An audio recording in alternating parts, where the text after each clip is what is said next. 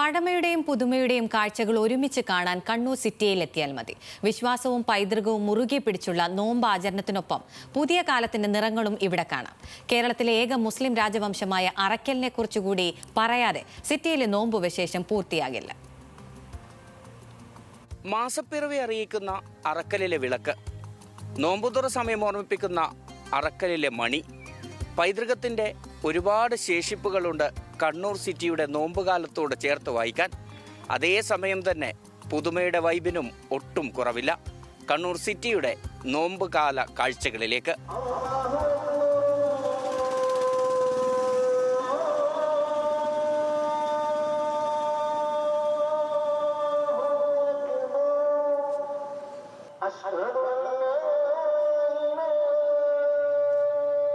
അറബിക്കടൽ കടന്ന് കേരളത്തിലേക്കെത്തിയ പോർച്ചുഗീസുകാരോട് പൊരുതി നിന്ന അറക്കൽ ബീവിമാരുടെയും ആലിരാജമാരുടെയും നാട്. ഇത് കണ്ണൂർ സിറ്റി.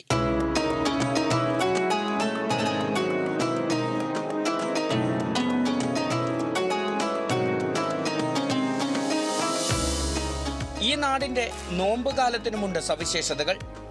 പണ്ടുകാലത്ത് പുണ്യ റമദാന്റെ പിറവി അറിയിച്ച് കോഴിക്കോട് നിന്ന് അറക്കലിലേക്ക് ഫോൺ കോൾ എത്തുമായിരുന്നു.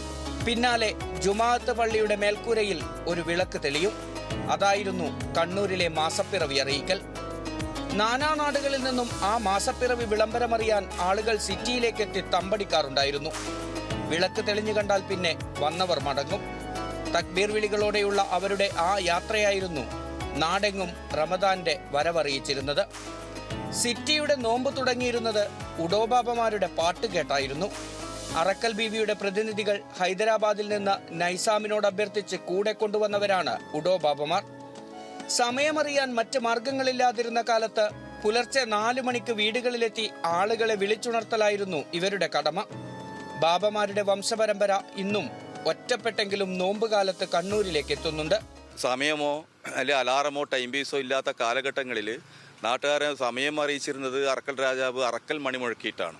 പിന്നീട് മൈക്ക് സെറ്റൊക്കെ വന്ന് പള്ളികളിൽ മൈക്ക് സെറ്റും കോളാമ്പി മൈക്കും ഒക്കെ വന്നതിന് ശേഷവും ഈ ഒരു കീഴ്വഴക്കം നിർത്തിയിരുന്നില്ലേ. ഹൈദരാബാദ് നൈസാമിൻ്റെ സഹായത്തോട് കൂടിയിട്ട് കുറച്ച് ആൾക്കാരെ അവരെ ഉഠോ ഭാവ എഴുന്നേൽക്ക് എന്ന് പറയുന്ന അവർ അങ്ങനെയാണ് പറയുക. ആ ശബ്ദം കേട്ട് വീട്ടുകാർ ഉണർന്ന് വാതിൽ തുറന്നാലാണ് ഇവർ പോവുക. വീട്ടുകാർ വല്ലതൊക്കെ കൊടുക്കുകയും ചെയ്യും. ഇതും കണ്ണൂർ സിറ്റിക്ക് മാത്രം അവകാശപ്പെട്ട ഒരു പാരമ്പര്യമാണ്. 5 നിസ്കാരങ്ങളും പ്രാർത്ഥനകളുമായുള്ള ഒരു പകൽ. സൂര്യൻ അറബിക്കടലിലേക്ക് അസ്തമിച്ചിറങ്ങുന്നതോടെ മഗ്രിബ് ബാങ്ക് മുഴങ്ങുന്നതിനൊപ്പം നോമ്പു തുറക്കാൻ സമയമായെന്ന് അറക്കലിലെ മണി നാടിനെ ഓർമ്മിപ്പിച്ചിരുന്നു. പള്ളികളിലേക്കെത്തുന്ന വിശ്വാസികൾ പഴങ്ങളും പഴച്ചാറുകളും കഴിച്ച് ആ നോമ്പു ദിനത്തിലെ വ്രതം മുറിക്കും. കൂട്ടമായി നിസ്കരിക്കും. പിന്നെ തറാവീഹ് നിസ്കാരവും അത്താഴവും. നോമ്പിന്റെ പുണ്യകാലത്ത് ഒരാൾ പോലും പട്ടിണിയാകരുതെന്ന നിർബന്ധവും അറക്കൽ ബീവിമാരുടെ ഈ നാടിന് ഇന്നുമുണ്ട്. എല്ലാവർക്കും സമൃദ്ധമായ ഭക്ഷണമൊരുക്കാൻ അത്താഴ കമ്മിറ്റിയും സിറ്റിയിൽ സജീവമാണ്.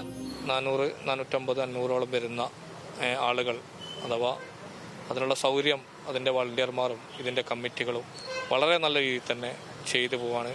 അതിനകമരുന്ന സഹായങ്ങൾ അതിൻ്റെ നല്ലവരായ ആളുകളിൽ നിന്നും അതിൻ്റെ നടത്തിപ്പുമായി ബന്ധപ്പെട്ട് സഹകരിച്ചുകൊണ്ട് തന്നെയാണ് നമ്മൾ മുന്നോട്ട് പോകുന്നത്.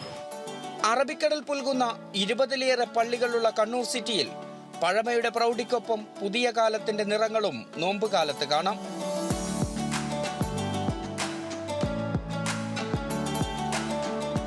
സിറ്റിയുടെ സ്വന്തം ചുരണ്ടി ഐസും കച്ചും പലഹാരങ്ങളും വഴിനീള നിരക്കും. എങ്ങും നിറങ്ങൾ വിരിയും. നോമ്പിന്റെ 30 ദിനങ്ങളിലും ഇത് തന്നെ കാഴ്ച.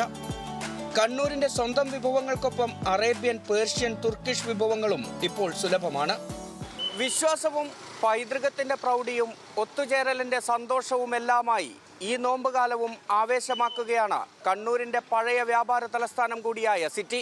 മോനിഷ് മോഹനോടൊപ്പം നിഖിൽ അളവൂർ, ന്യൂസ് മലയാളം, കണ്ണൂർ.